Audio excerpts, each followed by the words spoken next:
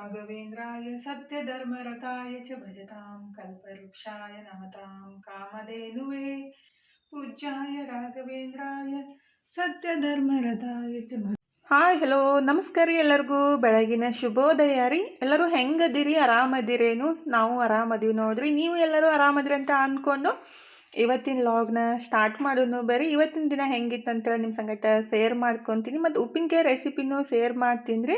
Log ಇಷ್ಟ ಆಗತ್ತಿದ್ರೆ like ಮಾಡಿ, share ಮಾಡಿ, ಸಬ್ಸ್ಕ್ರೈಬ್ ಮಾಡ್ಕೊಂಡು ಸಪೋರ್ಟ್ ಮಾಡಿರಿ. ಆ್ಯಕ್ಚುಲಿ ನಿನ್ನೆ ಎಡಿಟ್ ಮಾಡಿ ಇಟ್ಟಿದ್ದು ನಾನು ಇದು ಹೊರಗಡೆ ಹೋಗಿದ್ದೆ ರೀ, ಅಂದರೆ ನಮ್ಮ ಫ್ಯಾಮ್ಲಿ ಫ್ರೆಂಡ್ಸ್ ಮನೆಗೆ ಹೋಗಿದ್ದೆ. ಹಾಗಾಗಿ ನನಗೆ ವಾಯ್ಸ್ ಓವರ್ ಕೊಟ್ಟು ಅಪ್ಲೋಡ್ ಮಾಡೋಕ್ಕಾಗಲಿಲ್ಲ. ಆ್ಯಕ್ಚುಲಿ ನಿನ್ನೆ ಬೆಳಗ್ಗೆ 4 ಗಂಟೆಕನೇ ಎದ್ದು ವಿಡಿಯೋನ ಎಡಿಟ್ ಮಾಡಿ ಇಟ್ಟಿದ್ದೆ, ಆದರೆ ಟೈಮ್ನ ಸಿಗಲಿಲ್ಲ ರೀ ವಾಯ್ಸ್ ಓವರ್ ಕೊಟ್ಟು ಅಪ್ಲೋಡ್ ಮಾಡೋಕೆ. ಹಾಗಾಗಿ ಒಂದು ದಿವಸ ಲೇಟನೇ ಆಯಿತು.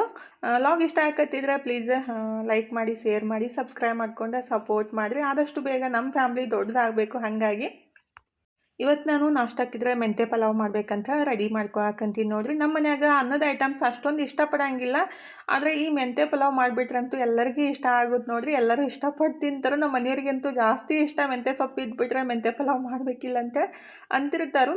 ಹಾಗಾಗಿ ಅದನ್ನೇ ರೆಡಿ ಮಾಡಾಕಂತೀನಿ ನೋಡ್ರಿ.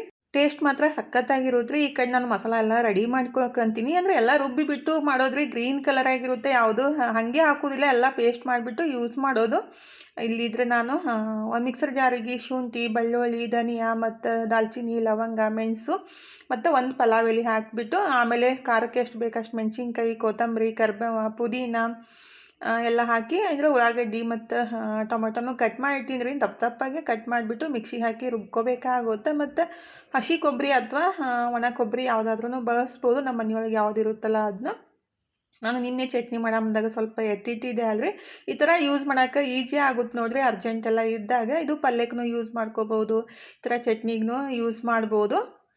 ಅದನ್ನೇ ಒಂದು ಬಟ್ಲಷ್ಟು ಕೊಬ್ಬರಿ ತುರಿನ ಹಾಕಿಬಿಟ್ಟು, ಆಮೇಲೆ ದಪ್ಪಾಗಿ ಕಟ್ ಮಾಡಿ ಇಟ್ಟಿರೋ ಉಳ್ಳಾಗಡ್ಡಿ, ಟೊಮೊಟೊನು ಹಾಕಿ ರುಬ್ಬಿಬಿಟ್ಟು, ಈಗಿದ್ರೆ ಅದನ್ನ ಸಣ್ಣ ಆದಮೇಲೆ ಮೆಂತ್ಯ ಸೊಪ್ಪು ಹಾಕಿ ರುಬ್ಕೋಬೇಕ್ರಿ. ನಮ್ಗೆ ಎಷ್ಟು ಬೇಕಲ್ಲ ಅಷ್ಟು 2 ಕಟ್ಟು 3 ಕಟ್ಟು ಅಷ್ಟು ಆ ಥರ ಮೆಂತ್ಯ ಸೊಪ್ಪು ಹಾಕಿ ಪೇಸ್ಟ್ ಮಾಡಿ ತೊಗೋಬೇಕಾಗುತ್ತೆ ರೀ. ನಾನಿಲ್ಲಿ 2 ಕಟ್ಟಷ್ಟು ಮೆಂತ್ಯ ಸೊಪ್ಪು ಸೋಸಿ ತೊಳೆದಿಟ್ಟಿದ್ದನ್ನು ಹಾಕಿ ಪೇಸ್ಟ್ ಮಾಡಿ ತೊಗೊಂಡಿದ್ದೀನಿ ನೋಡಿರಿ. ಆಲ್ರೆಡಿ ನಾನು ಭಾಳ ಸಲ ರೆಸಿಪಿನ ಶೇರ್ ಮಾಡಿದ್ದೀನಿ ರೀ. ಆಲ್ಮೋಸ್ಟ್ ಭಾಳ ಜನ ನೋಡಿರಬೇಕು. ಯಾರಾದರೂ ನೋಡಿದರೆ ಮತ್ತು ಟ್ರೈ ಮಾಡಿದರೆ ಕಮೆಂಟ್ ಮಾಡಿರಿ ಹೆಂಗಿತ್ತು ಟೇಸ್ಟ್ ಅಂತೇಳಿ. ಆದರೆ ನಮ್ಮ ಮನ್ಯಾಗ ಮಾತ್ರ ಜಾಸ್ತಿ ಇಷ್ಟ ಆಗುತ್ತೆ ನೋಡ್ರಿ. ಅಂದರೆ ಒಬ್ಬೊಬ್ಬರಿಗೆ ಒಂದೊಂದು ಥರ ಇಷ್ಟ ಆಗುತ್ತಲ್ರಿ. ಆದರೆ ನಮ್ಮ ಮನ್ಯಾಗ ಮಾತ್ರ ಮೆಂತ್ಯ ಸೊಪ್ಪಿನ ಪಲಾವು ಅಂದರೆ ಮೆಂತ್ಯ ಪಲಾವ್ ಅಂತೇಳಿ ಭಾಳ ಇಷ್ಟಪಡ್ತಾರೆ. ಈಗಿದ್ರೆ ನಾನು 1-2 ಚಮಚದಷ್ಟು ಎಣ್ಣೆ, 1 ಚಮಚದಷ್ಟು ತುಪ್ಪ ಬೇಕಂದ್ರೆ ಹಾಕ್ಬೋದು, ಇಲ್ಲ ಸ್ಕಿಪ್ ಮಾಡಿದ್ರು ನಡೀತೈತ್ರಿ. ನಾನಿಲ್ಲಿ 2 ಚಮಚದಷ್ಟು ಎಣ್ಣೆ, 1 ಚಮಚದಷ್ಟು ತುಪ್ಪ ಮತ್ತು ಪೇಸ್ಟ್ ಮಾಡಿಟ್ಟಿದ್ದ ಮೆಂತ್ಯ ಸೊಪ್ಪು ಎಲ್ಲ ಹಾಕಿ ಪೇಸ್ಟ್ ಮಾಡಿದ್ದೆ ಅಂದರೆ ಆ ಪೇಸ್ಟ್ ಮತ್ತೊಂದು ಅರ್ಧ ಹೋಳಷ್ಟು ನಿಂಬೆಹಣ್ಣು ಹಾಕಿ ಮಿಕ್ಸ್ ಮಾಡಿಕೊಂಡು, ಆಮೇಲೆ ತೊಳೆದಿಟ್ಟಿದ್ದ ಅಕ್ಕಿ ಹಾಕಿ ಚಲೋತ್ನಾಗೆ ಮಿಕ್ಸ್ ಮಾಡ್ಕೊಂಡ್ಬಿಟ್ಟು, 1 ಗ್ಲಾಸ್ ಅಕ್ಕಿಗೆ 2 ಗ್ಲಾಸಷ್ಟು ನೀರು ಹಾಕಿ 3 ವಿಷಲ್ ಕೂಗಿಸ್ಬಿಟ್ರೆ ರೈಸ್ ರೆಡಿ ಆಗುತ್ತೆ ನೋಡ್ರಿ. ಸಿಂಪಲ್ ಆಗಿರುತ್ತೆ, ಆದರೆ ಎಲ್ಲ ರುಬ್ಕೋಬೇಕಷ್ಟೇ ರೀ.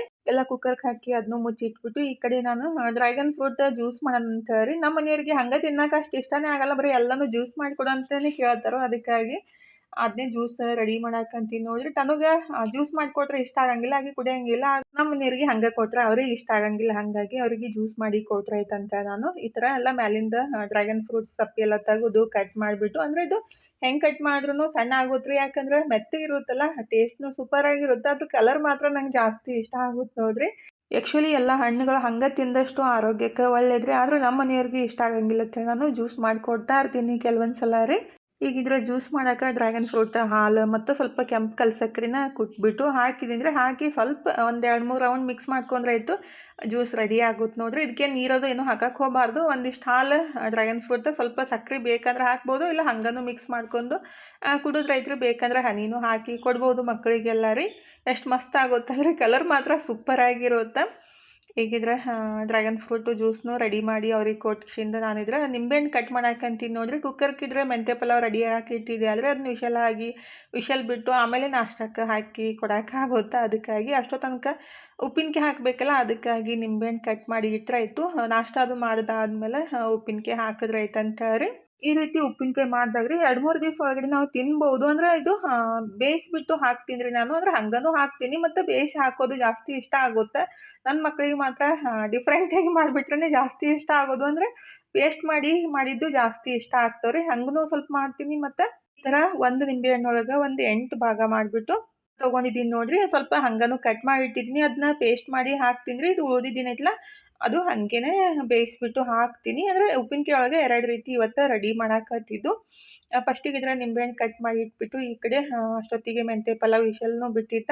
ಒಂದು ರೌಂಡ್ ಮಿಕ್ಸ್ ಮಾಡಿಬಿಟ್ಟು ನಾಷ್ಟಕ್ಕೆ ಹಾಕಿ ಕೊಡಾಕಂತೀನಿ ನೋಡಿರಿ. ಆ್ಯಕ್ಚುಲಿ ನಾನು ಸೊಸೈಟಿ ರೈಸಿಂದ ಮಾಡಿದ್ದು, ಅದಕ್ಕಾಗಿ ಈ ಥರ ಸ್ವಲ್ಪ ಜಿಬುಟ್ ಏನಂತಾರೆ ಗಟ್ಟಿ ಗಟ್ಟಿ ಬಂದಿರ್ತೈತಿ. ಆದರೆ ಟೇಸ್ಟ್ ಮಾತ್ರ ಸೂಪರಾಗಿರುತ್ತೆ ರೀ.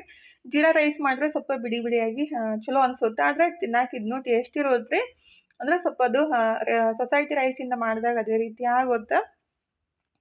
ಈಗ ಇದರ ಉಪ್ಪಿನಕಾಯಿ ಮಾಡೋಣ ಅಂತೇಳಿ ಏನು ಒಂದರೊಳಗೆ 2 ಭಾಗ ಮಾಡಿಟ್ಟಿದ್ವಲ್ರಿ, ಅದು ಸಪ್ರೇಟಾಗಿ ಎತ್ತಿಟ್ಬಿಟ್ಟು ಈಗಿದ್ರೆ ನಾನು ಅದು ಒಂದು ನಿಂಬೆಹಣ್ಣಿನೊಳಗೆ 8 ಭಾಗ ಏನು ಮಾಡಿದ್ದೆಲ್ಲ ಅದಕ್ಕೆ ರುಚಿಗೆ ಎಷ್ಟು ಬೇಕಷ್ಟು ಉಪ್ಪು, ಬೆಲ್ಲ ಮತ್ತು ಹಾಕಿ ಒಂದು 7-10 ನಿಮಿಷ ಕುದಿಸ್ಕೋಬೇಕಾಗುತ್ತೆ ರೀ. ಹಾಗಾಗಿ ಈಗ ನಾನಿಲ್ಲಿ ಒಂದಷ್ಟು 70-80 ನಿಂಬೆಹಣ್ಣಿನ ತೊಗೊಂಡಿರ್ಬೇಕು ರೀ ನಿಂಬೆಹಣ್ಣು. ಅದಕ್ಕೆ ರುಚಿಗೆ ಎಷ್ಟು ಬೇಕಲ್ಲ ಅಷ್ಟು ಉಪ್ಪು ಮತ್ತು ಬೆಲ್ಲ ಹಾಕಿ ಬೇಯಿಸಕ್ಕೆ ಇಟ್ಟಿದ್ದೀನಿ. ಅಂದರೆ ಒಂದು 8-10 ನಿಮಿಷ ಬೆನ್ಸ್ಕೊಂಡಾದ್ಮೇಲೆ ಅದನ್ನ ಖಾರ ಮತ್ತು ಒಂದು ಮಸಾಲ ಹಾಕಬೇಕಾಗುತ್ತೆ ರೀ. ಈಗಿದ್ರೆ ಅದನ್ನೇ ಉಪ್ಪು ಮತ್ತು ಬೆಲ್ಲ ಹಾಕಿ ಚಲೋತ್ನಾಗ ಒಂದು ರೌಂಡ್ ಮಿಕ್ಸ್ ಮಾಡಿ ಇಲ್ಲಿ ಏನು ನಾನು ಒಂದು ನಿಂಬೆಹಣ್ಣೊಳಗೆ 2 ಭಾಗ ಮಾಡಿ ಇಟ್ಟಿದ್ದೆ ಅಂದರೆ ಅದನ್ನೆಲ್ಲ ರಸ ತೆಗೆದು ಬೀಜ ತೆಗೆದು ಆಮೇಲೆ ಪೇಸ್ಟ್ ಮಾಡಿ ಉಪ್ಪಿನಕಾಯಿ ಮಾಡೋದ್ರಿ. ಅಂದರೆ ನನ್ನ ಮಕ್ಕಳಿಗೆ ಮಾತ್ರ ಈ ರೀತಿ ಮಾಡಿಬಿಟ್ರೆ ಜಾಸ್ತಿ ಇಷ್ಟ ಆಗುತ್ತೆ. ಯಾಕಂದ್ರೆ ಅದು ಸಪ್ಪೆ ತಿನ್ನೋಕೆ ಅಷ್ಟು ಇಷ್ಟ ಆಗಂಗಿಲ್ಲ ಅವರಿಗೆ. ಈ ಥರ ಪೇಸ್ಟ್ ಮಾಡಿ ಹಾಕಿದಾಗ ಏನೈತಲ್ಲ ಟೇಸ್ಟು ಮಸ್ತಾಗಿರುತ್ತೆ ರೀ. ಈಗಿದ್ರೆ ನಿಂಬೆಹಣ್ಣು ಏನು ಕಟ್ ಮಾಡಿ ಇಟ್ಟಿದ್ದಿಲ್ಲ ಅದನ್ನ ರಸ ಎಲ್ಲ ಹಿಂಡ್ಕೋಬೇಕಾಗುತ್ತೆ. ಯಾಕಂದರೆ ಅದು ಬೀಜ ಎಲ್ಲ ಬರಬೇಕಲ್ರಿ. ಬೀಜ ಇದ್ಬಿಟ್ರೆ ಕೈ ಬರುತ್ತೆ. ಅದಕ್ಕಾಗಿ ಎಲ್ಲ ಈ ಥರ ಹಿಂಡಿ ಬೀಜ ಎಲ್ಲ ತೆಗ್ಯಾಕತ್ತಿದ್ದು. ಈಗಿದ್ರೆ ಹಿಂಡಿ ಬೀಜ ಎಲ್ಲ ತೆಗೆದ್ಬಿಟ್ಟು ಪೇಸ್ಟ್ನೂ ಮಾಡಾಕತ್ತಿದ್ದೆ ರೀ. ಈ ಕಡೆ ಹಂಗೆ ಒಂದು 2-3 ಚಮಚದಷ್ಟು ಮೆಂತ್ಯ, ಒಂದು 7-8 ಚಮಚದಷ್ಟು ಸಾಸ್ವೆ, 1-2 ಚಮಚದಷ್ಟು ಜೀರಿಗೆ ಹಾಕಿ ಸ್ವಲ್ಪ ಎಲ್ಲ ಸಪ್ರೇಟಾಗಿ ಹುರಿದ್ಬಿಟ್ಟು ತೊಗೊಂಡಿದ್ದೀನಿ ರೀ. ಈಗ ಅದು ಬುಟ್ಟಿ ಒಳಗೆ ಇಟ್ಟಿದೆಯಲ್ಲ ಅದು ಸರಿ ಅನಿಸ್ಲಿಲ್ಲ. ಅಂದರೆ ಸರಿ ಆಗಲಿಲ್ಲ, ಸ್ವಲ್ಪ ಅಗಲೈತಿ ಮತ್ತು ಉಕ್ಕಿ ಚೆಲ್ಬಿಟ್ರೆ ಹೆಂಗೆ ಅಂತೇಳಿ ಬೊಗಣಿಗೆ ಹಾಕಿ ಇಟ್ಟಿದ್ದೀನಿ. ಈ ಕಡೆ ಮೆಂತ್ಯ ಮತ್ತು ಸಾಸ್ವೆ ಜೀರಿಗೆ ಏನು ಹುರಿದು ಪುಡಿ ಮಾಡಿ ಇಟ್ಟಿದೆಯಲ್ಲ ರೀ, ಅದಕ್ಕೆ ಎಷ್ಟು ಬೇಕಲ್ಲ ನೋಡಿಬಿಟ್ಟು ಅಷ್ಟು ಪುಡಿನ ಹಾಕಿ ಚಲೋತ್ನಾಗಿ ಮತ್ತು ಮಿಕ್ಸ್ ಮಾಡಿಕೊಂಡು ಬೇಯಿಸಾಕಿಡ್ಬೇಕು ರೀ. ಮತ್ತು ಖಾರಕ್ಕೆ ಎಷ್ಟು ಬೇಕಲ್ಲ ಅಷ್ಟು ಅಚ್ಚ ಖಾರದ ಪುಡಿ ಹಾಕಬೇಕು. ಅಂದರೆ ಅದು ಏನಂತ ಕೆಂಪು ಖಾರದ ಪುಡಿ ಅಂತೀವಿ ನಾವು. ಬರೀ ಮೆಣಸಿನಕಾಯಿ ಹಾಕಿ ಪುಡಿ ಏನು ಮಾಡಿಸಿರ್ತೀವಲ್ಲ ರೀ, ಅದನ್ನೇ ಪುಡಿ ಹಾಕಿ ಒಂದು ರೌಂಡ್ ಚಲೋತ್ನಾಗಿ ಮಿಕ್ಸ್ ಮಾಡಿ ಒಂದು ಸ್ವಲ್ಪ ಮತ್ತು ಕುದಿಸಿ ಗ್ಯಾಸ್ ಬಂದ್ ಮಾಡ್ಕೋಬೇಕು ರೀ. ಅಂದರೆ ಜಾಸ್ತಿ ಹೊತ್ತೂ ಕುದ್ಸಕ್ಕೆ ಹೋಗಬಾರ್ದು. ಮೀಡಿಯಮ್ಮಾಗಿ ಒಂದು 10-12 ನಿಮಿಷ ಕುದಿಸ್ಬಿಟ್ರೆ ಸಾಕಾಗುತ್ತೆ ರೀ. ಅದೇನೈತಲ್ಲ ನಿಂಬೆಹಣ್ಣು ರಸ ಎಲ್ಲ ಬಿಟ್ಟು ಈ ಥರ ಅಳಸಾಗ್ಬಿಟ್ಟಿರ್ತೈತಿ ಮತ್ತು ನೊರೆ ಬರ್ತಾ ಇರ್ತೈತಿ ರೀ. ಹಾಗಾಗಿ ಗ್ಯಾಸ್ ಬಂದ್ ಮಾಡಿದ್ದೀನಿ. ಈ ಕಡೆ ಇದ್ರೇನು ಪೇಸ್ಟ್ ನಿಂಬೆಹಣ್ಣಿನ ಉಪ್ಪಿನಕಾಯಿ ಮಾಡಾಕಿದ್ರೆ ನಿಂಬೆಹಣ್ಣೆಲ್ಲ ಪೇಸ್ಟ್ ಮಾಡ್ಕೊಳಕ್ಕಂತೀನಿ ನೋಡಿರಿ. ನಿಂಬೆಹಣ್ಣಿನ ಒಳಗಿನ ಬೀಜ ಎಲ್ಲ ಪೂರ್ತಿಯಾಗಿ ತೆಗೆದ್ಬಿಟ್ಟು ಸಪ್ರೇಟ್ ಮಾಡಿನೇ ಪೇಸ್ಟ್ ಮಾಡ್ಕೋಬೇಕಾಗುತ್ತೆ ರೀ. ಎಲ್ಲ ಪೇಸ್ಟ್ ಮಾಡಿ ಅದಕ್ಕೆ ರುಚಿಗೆ ಎಷ್ಟು ಬೇಕಷ್ಟು ಉಪ್ಪು ಮತ್ತು ಬೆಲ್ಲ ಹಾಕಿ ಬೇಯಿಸಕ್ಕೆ ಇಟ್ಟಿದ್ದೀನಿ ನೋಡಿರಿ. ಅದನ್ನು ಒಂದು 7-10 ನಿಮಿಷ ಬೇಯಿಸ್ಕೋಬೇಕಾಗುತ್ತೆ. ಅಂದರೆ ಎಷ್ಟು ಕ್ವಾಂಟಿಟಿ ಒಳಗೆ ಮಾಡ್ತಿರ್ತೀವಲ್ಲ ಅದನ್ನ ಅಷ್ಟೇ ಬೇಯಿಸಕ್ಕೆ ಟೈಮ್ ತೊಗೊಳ್ತಲ್ರಿ. ಈಗಿದ್ರೆ ಇದು ಈ ಕಡೆ ಸ್ವಲ್ಪ ನೊರೆ ಥರ ಬಂದಿತ್ತಲ್ಲ, ಒಂದು 2 ತಾಸು ಆದಮೇಲೆ ತಣ್ಣಗಾದ್ಮೇಲೆ ಎಲ್ಲ ಹೋಗ್ಬಿಡುತ್ತೆ ರೀ ಅದು. ಈ ಕಡೆ ಇದನ್ನೇನು ಬೆನ್ಸಕ್ಕೆ ಇಟ್ಟಿದೆಯಲ್ಲ ಅದನ್ನು ಒಂದು 7-8 ನಿಮಿಷ ಕುದಿಸಿ ಅದಕ್ಕೂ ಸ್ವಲ್ಪ ಮಸಾಲ ಮತ್ತು ಖಾರದ ಪುಡಿ ಎಲ್ಲ ಹಾಕಬೇಕು. ನನ್ನ ಮಗಳದ್ದು ಆಟ ಸ್ಟಾರ್ಟ್ ಆಗೈತೆ ರೀ. ನನ್ನ ಕೆಲಸ ಮಾಡೋ ತಲೆ ಬಿಸಿ ಇದ್ದರೆ ಈಗ ಟೈಮ್ ಪಾಸ್ ಆಗಿಬಿಟ್ಟಿರ್ತೈತಿ. ಹಂಗಾಗಿ ಕೂಡು ಅಂಥೇಳಿ ಅನ್ನಕತ್ತಿದ್ದೆ.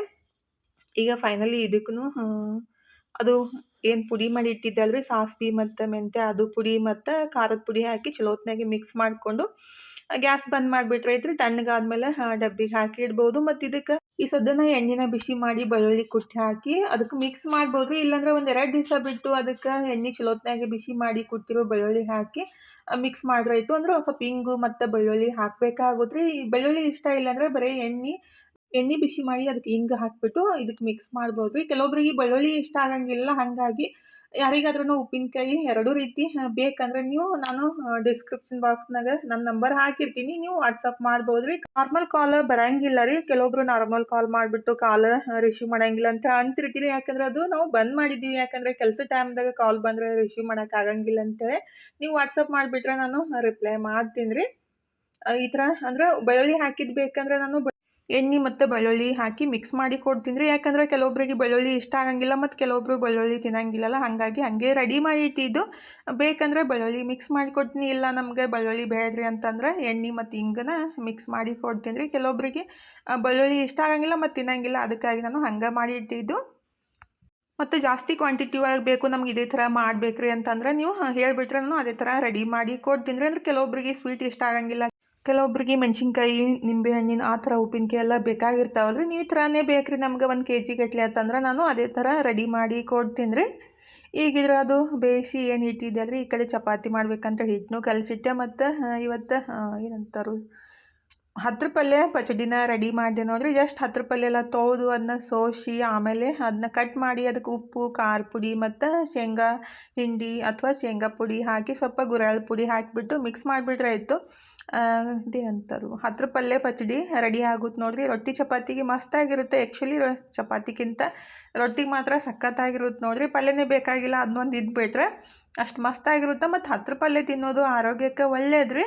ಇವಾಗ ಸಿಗುತ್ತೆ ರೀ. ಮೊನ್ನೆ ನನಗೆ ಬುಧವಾರ ಮುಂಬೈಗೆ ಕಳ್ಸಕ್ಕೆ ಬೇಕಾಗಿತ್ತು, ಅವತ್ತು ಎಲ್ಲಿ ಸಿಗಲೇ ಇಲ್ಲ. ಇವತ್ತು ರವಿವಾರ 2-3 ಕಡೆ ಎಷ್ಟೊಂದು ತೊಗೊಂಡು ಬಂದಿದ್ರು. ಹಂಗಾರಿ ನಾವು ಏನು ಬೇಕಂತೀವಲ್ಲ ಅವತ್ತು ಅದು ಸರಿಯಾಗಿ ಸಿಗೋದೇ ಇಲ್ಲ. ನೆಕ್ಸ್ಟ್ ವಾರ ಅದನ್ನ ಮತ್ತೆ ಬಂದಿರ್ತೈತಿ. ಹಾಗಾಗಿ ಇವತ್ತು ಮಾತ್ರ ಹತ್ರ ಪಲ್ಯ ಜಾಸ್ತಿನೇ ಬಂದಿತ್ತು. ಅಂದರೆ ರವಿವಾರ ದಿವಸ ರೀ, ಇನ್ನೇ ರೀ. ಹಾಗಾಗಿ ಇವತ್ತು ಹತ್ರ ಪಲ್ಯ ಪಚಡಿನ ರೆಡಿ ಮಾಡಿಟ್ಟು ಉಪ್ಪಿನಕಾಯಿ ಏನು ಎಲ್ಲ ರೆಡಿ ಮಾಡಿ ಇಟ್ಟಿದ್ದೆ ಅಲ್ರಿ, ಅದನ್ನ ಡಬ್ಬಿಗೆ ಹಾಕಿ ಇಡಾಕಂತೀನಿ ನೋಡಿರಿ. ಮಕ್ಕಳಿಗೆ ಮಾತ್ರ ಈ ಥರ ಉಪ್ಪಿನಕಾಯಿ ಜಾಸ್ತಿ ಇಷ್ಟ ಆಗುತ್ತೆ. ಯಾಕೆ ಚಪಾತಿಗೆ ಮತ್ತು ರೊಟ್ಟಿಗೆ ಸ್ವಲ್ಪ ತುಪ್ಪ ಮತ್ತು ಉಪ್ಪಿನಕಾಯಿ ಹಚ್ಕೊಟ್ರೆ ಇಷ್ಟಪಟ್ಟು ತಿಂತಾರೆ. ಜಾಮ ಚಪಾತಿ, ಜಾಮ ರೊಟ್ಟಿ ಆ ಥರ ಕೊಡೋಕ್ಕಿಂತ ಈ ಥರ ಉಪ್ಪಿನಕಾಯಿ ಇದ್ಬಿಟ್ರೆ ಬೆಸ್ಟ್ ಆಗಿರುತ್ತೆ ನೋಡಿರಿ. ಮಕ್ಳಿಗೂ ಜಾಸ್ತಿ ಇಷ್ಟ ಆಗುತ್ತೆ, ದೊಡ್ಡವ್ರಿಗೂ ಇಷ್ಟ ಆಗುತ್ತೆ ರೀ. ಈಗಿದ್ರೆ 2 ರೀತಿ ಏನು ಉಪ್ಪಿನಕಾಯಿ ರೆಡಿ ಆಗಿದ್ದಲ್ರಿ. ಈ ಥರ ನಾವು ಬರ್ನಿ ಒಳಗೆ ಹಾಕಿಡಬೇಕು. ಯಾವುದೇ ಉಪ್ಪಿನಕಾಯಿ ಮಾಡಿರಿ ಪ್ಲಾಸ್ಟಿಕ್ ಡಬ್ಬದೊಳಗೆ ಹಾಕಿಡಾಕೆ ಹೋಗಬಾರ್ದು. ಹಾಗಾಗಿ ನಾನು ಈ ಥರ ಏನಂತಾರೋ ನಾವು ಕಲ್ಲಿನ ಭರಣಿ ಅಂತೀವಿ ರೀ, ಪಿಂಗಾಣಿ ಭರಣಿನೂ ಅಂತಾರು. ಉಪ್ಪು ಅಥವಾ ಉಪ್ಪಿನಕಾಯಿ, ಖಾರ ಪುಡಿ ಎಲ್ಲನೂ ಇದೇ ಥರ ಡಬ್ಬಿ ಒಳಗೆ ಅಂದ್ರೆ ಭರಣಿ ಒಳಗೆ ಸ್ಟೋರ್ ಮಾಡ್ಕೊಂಡ್ರೆ ಒಳ್ಳೇದು ರೀ. ಈ ರೀತಿ ಉಪ್ಪಿನಕಾಯಿ ಮಾಡಿಬಿಟ್ಟು 2 ವರ್ಷ ತನಕ ಇಟ್ಟರೂ ಹಾಳಾಗಂಗಿಲ್ಲ ರೀ. ನಾನು 2 ವರ್ಷದಿಂದ ಮಾಡಿದ್ದು, ಎಷ್ಟೋ ದಿವಸ ತನಕ ಖಾಲಿನೇ ಆಗಲ್ಲ ಇದು. ಮತ್ತು ಅವರಿಗಿಷ್ಟು ಇವರಿಗಿಷ್ಟು ಕೊಟ್ಬಿಟ್ಟು ಖಾಲಿ ಮಾಡಿದ್ದೆ. ಇವಾಗ ಖಾಲಿ ಆಗಿಬಿಟ್ಟು 1 ತಿಂಗಳಾಯಿತು. ಉಪ್ಪಿನಕಾಯಿನೂ ಮಾಡಿತಿಲ್ಲ ರೀ. ಅಂದರೆ ಬ್ಯಾಸ್ಗೆ ಒಳಗೆ ನಿಂಬೆಹಣ್ಣು ಸರಿಯಾಗಿ ಸಿಗಂಗಿಲ್ಲ. ಅವಾಗ ಉಪ್ಪಿನಕಾಯಿ ಮಾಡಿದಾಗ ಏನೈತಲ್ರಿ ಅದು ಟೇಸ್ಟ್ ಬರೋಂಗಿಲ್ಲ.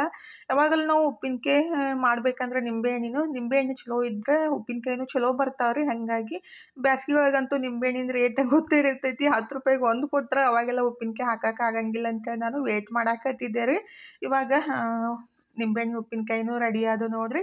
ಈ ರೀತಿ ಭರಣಿ ಒಳಗೆ ಹಾಕಿಬಿಟ್ಟು ಒಂದು ಬಟ್ಟೆ ಕಟ್ಟಿ ಇಡಬೇಕ್ರಿ. ಏನೂ ಹೋಗಬಾರ್ದು ಅಂಥೇಳಿ ಹಳೆ ಕಾಲದೊಳಗೆ ಇದೇ ಥರ ಸ್ಟೋರ್ ಮಾಡ್ಕೊತಿದ್ರು. ನಾನು ಯಾವಾಗಲೂ ಉಪ್ಪಿನಕಾಯಿ ಮಾಡಿದಾಗ ಇದೇ ರೀತಿ ಸ್ಟೋರ್ ಮಾಡೋದು ನೋಡಿರಿ. ನಿಮಗೂ ಬೇಕಂದ್ರೆ ನಾನು ವಾಟ್ಸಪ್ ನಂಬರ್ ನಾನು ಕಮೆಂಟ್ ಬಾಕ್ಸ್ ಒಳಗೆ ಹಾಕಿರ್ತೀನಿ ರೀ, ನೀವು ವಾಟ್ಸಪ್ ಮಾಡ್ಬೋದು ರೀ. ಫೈನಲಿ ಉಪ್ಪಿನಕಾಯಿ ಎಲ್ಲ ರೆಡಿ ಮಾಡಿ ಈ ಥರ ಕಟ್ಟಿ ಇಟ್ಬಿಟ್ರೆ ಕೆಲಸನೂ ಕಂಪ್ಲೀಟ್ ಆಯ್ತು ನೋಡಿರಿ. ಆ್ಯಕ್ಚುಲಿ ನಿನ್ನೆ ನಾನು ಉಪ್ಪಿನಕಾಯಿ ರೆಡಿ ಮಾಡ್ಬೇಕಂದಿದ್ದೆ ರೀ, ಲೇಟ್ ಆಗ್ಬಿಡ್ತಾ ಕೆಲಸ ಜಾಸ್ತಿ ಇದ್ದು ಅಂತ ಮಾಡೋಕ್ಕಾಗಲಿಲ್ಲ ರೀ. ಈಗ ಫೈನಲಿ ಉಪ್ಪಿನಕಾಯಿ ಎಲ್ಲ ರೆಡಿ ಮಾಡಿ ಫೈನಲಿ ಅಡುಗೆ ಎಲ್ಲ ಮುಗಿಸಿ ಊಟ ಮಾಡಾಕಂತೀನಿ ನೋಡಿರಿ. ಟೈಮ್ 2:30 ಆಗಿ ಹೋಗಿತ್ತು. ಆ್ಯಕ್ಚುಲಿ ಇವತ್ತು ಪಲ್ಯದು ಏನು ಮಾಡೋಕೆ ಹೋಗಿಲ್ಲ ರೀ. ಅದು ಹತ್ರ ಪಲ್ಯ ಪಚಡಿ ಏನು ರೆಡಿ ಮಾಡಿದ್ದೆ ಅಲ್ರಿ ಅಷ್ಟು. ಮತ್ತು ಫ್ರಿಜ್ ಒಳಗೆ ನಿನ್ನೆ ಮಾಡಿದ್ದು ಹೀರೆಕಾಯಿ ಚಟ್ನಿ, ಬೆಂಡೆಕಾಯಿ ಪಲ್ಯ ಎಲ್ಲ ಇತ್ತು. ಮತ್ತು ಸಂಜೆಗೆ ಏನಾದರೂ ಮಾಡ್ರೈತಿ, ಈಗೇನು ಮಾಡೋದು ಬಿಡಪ್ಪ ಅಂತೇಳಿ ಇದನ್ನೇ ಪ್ಲೇಟಿಗೆ ಹಚ್ಕೊಂಡು ಊಟ ಮಾಡಾಕಂತೀನಿ ನೋಡಿರಿ. ಆ್ಯಕ್ಚುಲಿ ಸ್ವಲ್ಪ ಚಪಾತಿ ಜಾಸ್ತಿನೇ ಮಾಡಿದ್ದೆ, ಯಾಕಂದರೆ ಇವತ್ತು ಸಾಯಂಕಾಲ ತೊಟ್ಟಿಲು ಕಾರ್ಯಕ್ರಮ ಐತಿ 27ನೇ ತಾರೀಕಿಗೆ ಅಂತ ಹೇಳಿದ್ದಲ್ರಿ, ಅಲ್ಲಿ ಹೋಗೋದೈತಿ. ಮತ್ತು ಬಂದು ಚಪಾತಿ ಎಲ್ಲ ಮಾಡೋಕ್ಕಾಗಂಗಿಲ್ಲ ರೀ. ಮತ್ತು ನಾಯಿಗೂ ಸ್ವಲ್ಪ ಬೇಕಾಗ್ತಾವೆ, ಅದಕ್ಕಾಗಿ ಚಪಾತಿನೇ ಎಲ್ಲ ಜಾಸ್ತಿ ಮಾಡಿ ಇಟ್ಬಿಟ್ಟಿದ್ದೀನಿ. ಬೇಕಂದ್ರೆ ಪಲ್ಯ ಬಂದ ಕೂಡಲೇ ರೆಡಿ ಮಾಡ್ಕೊಳಕ್ಕೆ ಬರುತ್ತೆ ಅಂಥೇಳಿ ಈಗೆಲ್ಲ ರೆಡಿ ಮಾಡಿ ಊಟ ಎಲ್ಲ ಮುಗಿಸಿ ತೊಟ್ಟಿಲು ಕಾರ್ಯಕ್ರಮಕ್ಕೆ ಹೋಗೋದೈತಲ್ರಿ. ಹಾಗಾಗಿ ಎಲ್ಲ ಅದನ್ನ ಪ್ಯಾಕ್ ಮಾಡಿಬಿಟ್ಟು ಹಾಗೆ ಕೊರಿಯರ್ ಆಫೀಸ್ಗೆ ಹಾಕಿ ನಾವು ಆ ಕಡೆ ತೊಟ್ಟಿಲು ಕಾರ್ಯಕ್ರಮಕ್ಕೆ ಹೋದ್ರೈತಂತ ಪ್ಯಾಕ್ ಮಾಡಾಕಂತೀನಿ ನೋಡಿರಿ. ಆ್ಯಕ್ಚುಲಿ ಬೆಳಿಗ್ಗೆನೇ ಕೊಡಬೇಕಿತ್ತು, ನಾವು ಮಧ್ಯಾಹ್ನ ಮೇಲೆ ಆ ಕಡೆನೇ ಹೋಗ್ತೀವಲ್ಲ ಆವಾಗನೇ ಕೊಟ್ಟು ಬಂದ್ರೈತಂತ ಪ್ಯಾಕ್ ಮಾಡಿಕೊಂಡು ತೊಗೊಂಡು ಹೊಂಟೀವಿ ನೋಡಿರಿ. ತನೂ ರೆಡಿ ಆಗಿಬಿಟ್ಟು ನಿಂತಿಲ್ಲ, ನಾನು ಫೈನಲಿ ರೆಡಿ ಆಗಿಬಿಟ್ಟು ಈಗಿದ್ರೆ ಪಾರ್ಸಲ್ ಎಲ್ಲ ಕೊರಿಯರ್ ಮಾಡಿಬಿಟ್ಟು ಹಂಗೆ ಫೋನ್ ಅಂಗಡಿಗೆ ಬಂದಿದ್ವಿ ರೀ. ಫೋನ್ ನೋಡಿಕೊಂಡು ಹೋದ್ರಾಯ್ತು. ಆ್ಯಕ್ಚುಲಿ ತನಗೆ ಫೋನ್ ತೊಗೋಬೇಕಾಗೈತಿ 1 ತಿಂಗಳಿಂದ ಅನ್ಕೊಳಕಂತಿದ್ವಿ, ಆದರೆ ಫೋನ್ ತೊಗೋದು ಆಗಿತ್ತಿಲ್ಲ ರೀ.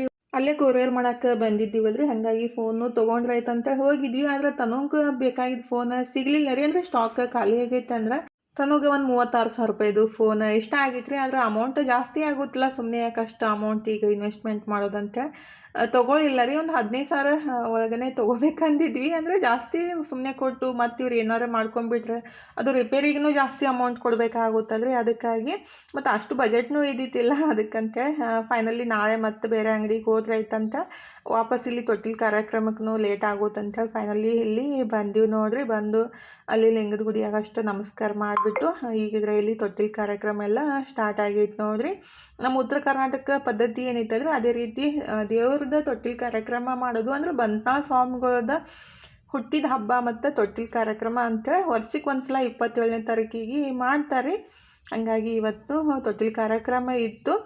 ಬಂತ್ನಾಳ ಸ್ವಾಮಿಗಳು ಅಂದ್ರೆ ರೀ ಲಿಂಗದ ಗುಡಿ ಕಟ್ಟಿದವರು ಮತ್ತು ಬಿ.ಎಲ್.ಡಿ ಸಂಸ್ಥಾನ ಕಟ್ಟಿದವರು ಎಲ್ಲ ಬಂತ್ನಾಳ ಸ್ವಾಮಿಗಳು ಅಂತ ಹೇಳ್ತಾರೆ. ಈಗಿದ್ರ ತೊಟ್ಟಿಲು ಕಾರ್ಯಕ್ರಮ ಸ್ಟಾರ್ಟ್ ಆಗೈತ್ರಿ. ಒಂದು ಮಗುಗೆ ಯಾವ ಥರ ತೊಟ್ಟಿಲು ಕಾರ್ಯಕ್ರಮ ಮಾಡ್ತಾರಲ್ರಿ ಅದೇ ರೀತಿ ತೆಂಗಿನಕಾಯಿನ ಇಟ್ಟು ತೊಟ್ಟಿಲು ಕಾರ್ಯಕ್ರಮನ ಮಾಡ್ತಾರೆ. ಇಲ್ಲಿ ಹೆಣ್ಮಕ್ಳು ಏನು ಕುಂತಾರಲ್ರಿ ಅಂದ್ರೆ ಮುಂದೆ ಮಕ್ಕಳು ನಮಗೆ ಬೇಕು ಮತ್ತು ಹೊಸದಾಗಿ ಮದುವೆ ಆದವರು ಈ ಥರ ತೊಟ್ಟಿಲು ಕಾರ್ಯಕ್ರಮ ಕುಂತು ದಂಡಿ ಕಟ್ಟಿ ಮತ್ತು ಅವ್ರ ಉಡ್ಯಾಗ ಒಂದು ತೆಂಗಿನಕಾಯಿ ಹಾಕಿ ಮಕ್ಕಳು ಆಗಲಿ ಮತ್ತು ಮುಂದೆ ಒಳ್ಳೆ ಮಗುನ ಹುಟ್ಟಲಿ ಅಂತೇಳಿ ಹಾರೈಸಿ ಕೊಡ್ತಾರೆ.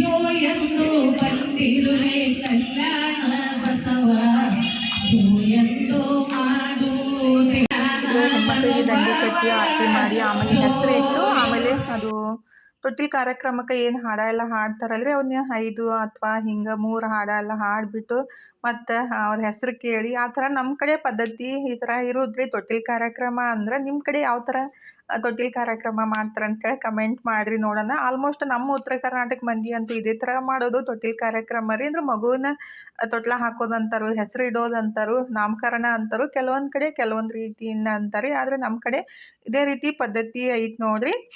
ಈಗಿದ್ರೆ ಫೈನಲಿ ಎಲ್ಲನೂ ಕಂಪ್ಲೀಟ್ ಆಯಿತು. ಲಾಸ್ಟಿಗಿದ್ರೆ ಮಂಗಳಾರತಿ ಮಾಡಿಬಿಟ್ಟು ಪ್ರಸಾದ ಎಲ್ಲ ಕೊಟ್ಟು ಅಂದ್ರೆ ಗುಗ್ರಿ ಅಂತೆ ಮಾಡ್ತಾರೆ. ಅಂದರೆ ಅದು ಜೋಳ, ಗೋಧಿ, ಶೇಂಗಾ, ಕಡ್ಲಿ ಎಲ್ಲನ ಬೇಯಿಸ್ಬಿಟ್ಟು ಮಗು ಹುಟ್ಟಿದಾಗಲಿ ಮತ್ತು ಇಲ್ಲಿ ತೊಟ್ಟಿಲು ಕಾರ್ಯಕ್ರಮ ಇತ್ತಂದ್ರೆ ಇಲ್ಲಿನೂ ಈ ಥರ ಗುಗ್ರಿನ ಮಾಡಿ ಕೊಡ್ತಾರೆ.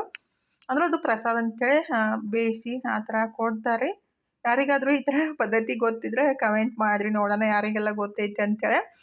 ಇವತ್ತಿನ ಲಾಗ್ನು ಇಷ್ಟ ರೀ. ಇದನ್ನೆಲ್ಲ ಮುಗಿಸ್ಬಿಟ್ಟು ಮನೆಗೆ ಹೋಗ್ಬೇಕಂದ್ರೆ ನಮಗೂ ಟೈಮ್ 8 ಗಂಟೆ ಆಗಿತ್ತು. ಹಾಗಾಗಿ ಮತ್ತು ತೊಟ್ಟಿಲು ಕಾರ್ಯಕ್ರಮ ಎಲ್ಲ ಮುಗಿದ್ಮೇಲೆ ಮತ್ತೊಂದು ಸಲ ನಮಸ್ಕಾರ ಮಾಡಿಬಿಟ್ಟು ಆಮೇಲೆ ಮನೆಗೆ ಹೋದ್ರೆ ಆಯ್ತು ಅಂತ ಹೇಳಿ ತನು ಮತ್ತು ಸುಷ್ಮಾ ಇಲ್ಲಿ ಪ್ರಸಾದ ಹಂಚ್ಕೊತ ಕುಂತಿದ್ರೆ. ಆಲ್ಮೋಸ್ಟ್ ಎಲ್ಲ ಜನ ಹೋದರು, ನಾವೇ ಕುಂತಿದ್ದೀವ್ರಿ ಹೊಂಟಿದ್ದೀವ್ರಿ. ಹಾಗಾಗಿ ಮತ್ತೊಂದು ಸ್ವಲ್ಪ ಕ್ಲಿಪ್ ತೊಗೊಂಡ್ರೆ ಆಯ್ತು ಅಂತ ವಿಡಿಯೋ ಮಾಡಾಕತ್ತೀನಿ ನೋಡಿರಿ.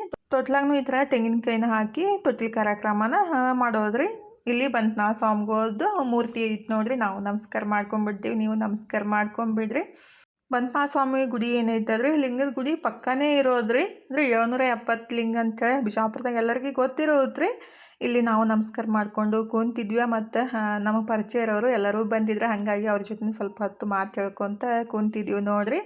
ಎಲ್ಲರೂ ಒಟ್ಟಿಗೆ ಕೂತು ಮಾತು ಹೇಳೋದು ಒಂಥರ ಖುಷಿ ಅದ್ರಿ. ಹಾಗಾಗಿ ಈಗಿದ್ರೆ ಲೇಟನೇ ಆಗಿತ್ತು ಆ್ಯಕ್ಚುಲಿ. ಇನ್ನೊಂದು ಸ್ವಲ್ಪ ಹೊತ್ತು ಕೂದ್ರಿ ಅಂತ ಅಂದ್ಕೂಡಲೇ ಮತ್ತೊಂದು 15-20 ನಿಮಿಷ ಕೂತು ಫೈನಲಿ ಮನೆಗೆ ಹೋಗ್ಬೇಕಂತೇಳಿ ಟೈಮ್ ಇದ್ರೆ 8 ಗಂಟೆಯಾಗಿ ಹೋಗಿದ್ರಿ. ಇವತ್ತಿನ ಲಾಗ್ನು ಇಲ್ಲೇ ಮುಗಿಸೋದ್ರಿ. ಲಾಗ್ ಹೆಂಗೆ ಅನ್ನಿಸ್ತು ಅಂತೇಳಿ ಕಮೆಂಟ್ ಮಾಡೋದು ಮರೆಯೋಕೆ ಹೋಗ್ಬೇಡ್ರಿ. ಥ್ಯಾಂಕ್ ಯು ಫಾರ್ ವಾಚಿಂಗ್ ರೀ. ಬಾಯ್ ರೀ, ಟೇಕ್ ಕೇರ್.